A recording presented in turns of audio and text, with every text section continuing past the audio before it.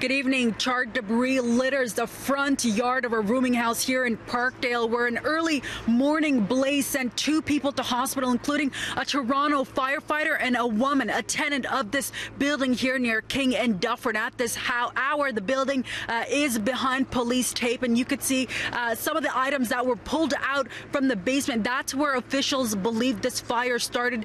There's what appears to be a couch here, as well as a chair. Now, as a result of this incident, residents living in this building aren't able to come home tonight. We're hearing from their neighbors. About 10 people called this rooming house home.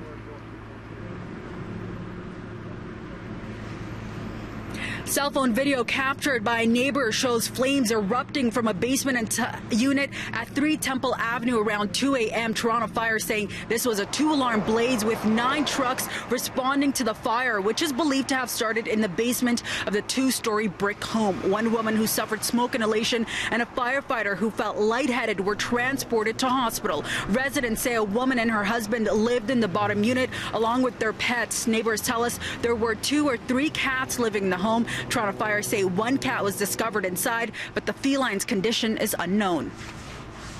I heard my neighbor screaming about her cats because she really loved her cats, and she tried to go back for them. And we saw the flames coming out of the roof area where she lives, and it was just really bad. She was screaming, and the ambulance had to take her.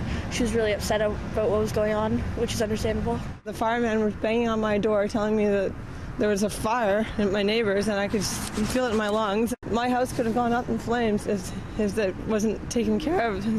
You can tell that the whole structure will have to come down because the whole thing is ruined. Officials say the fire did not spread to any buildings next door. The cause of the blaze has yet to be determined, but this afternoon, fire investigators remained at the scene assessing the aftermath of the fire. Toronto Fire says 6 people living in the units are displaced, and the Red Cross has been notified.